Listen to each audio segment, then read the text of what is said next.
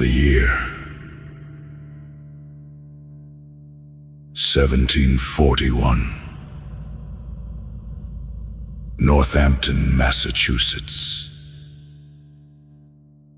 Inside a wooden meeting house, a preacher named Jonathan Edwards stood before his congregation. His sermon: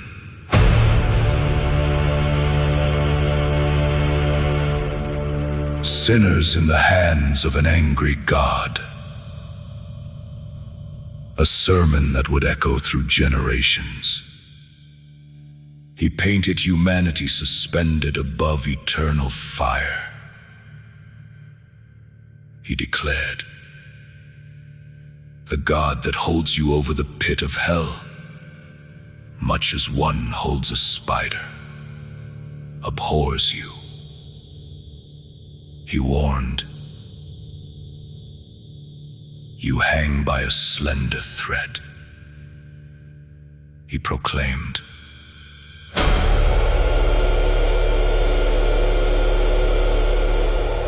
there is nothing that keeps wicked men at any one moment out of hell but the mere pleasure of God.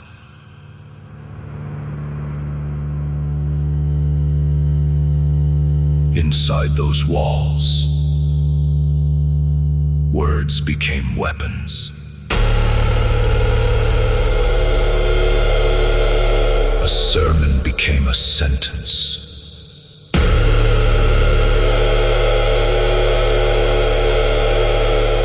And fear became a path to salvation.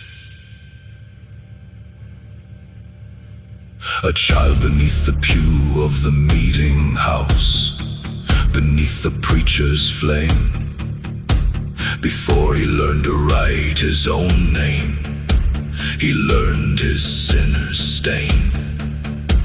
A spider over burning coals, a thread above the fire, the fear of endless punishment became the heart's desire.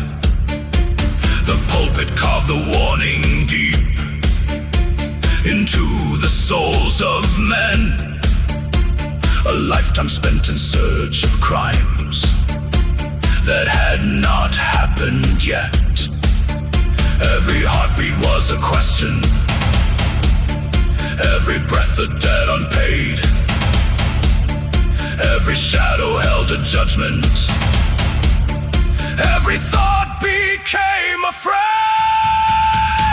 Hanging by a thread above a fire unseen, a lifetime spent escaping a place you may have never been. The sermon wrote the sentence before the child could write his name. A soul was born condemned before it ever knew the blame. You called it holy fire, you called it saving grace, but the ashes of that message still fall upon the next. The bow of God's wrath is bent, the arrow made ready on the string.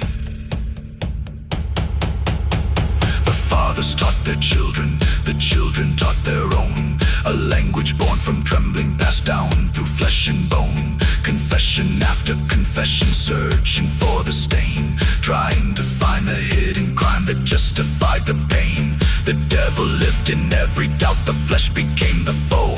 A war against yourself began before you learned to grow.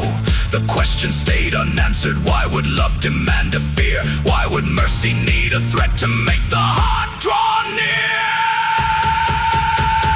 Hanging by a thread above a fire unseen, a lifetime spent escaping a place you may have never been. The sermon wrote the sentence before the child could write his name. A soul was born condemned before it ever knew the blame.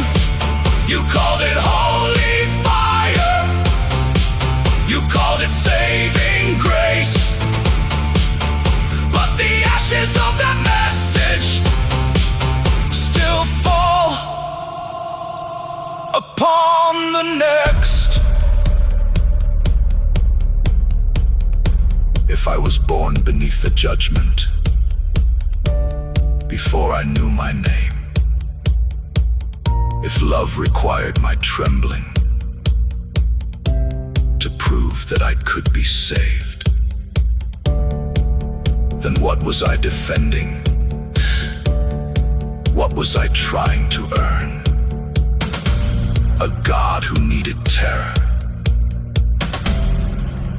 or a lesson we were taught to learn? No more hanging by a thread, no more waiting for the fall, no more measuring my existence against a judgment call.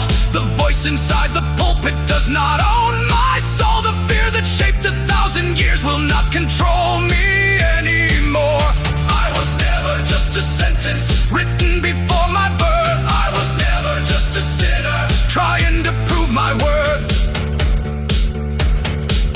The sight of the misery of the damned will not be sorrowful to the saints, but will increase their joy. For centuries, those words echoed.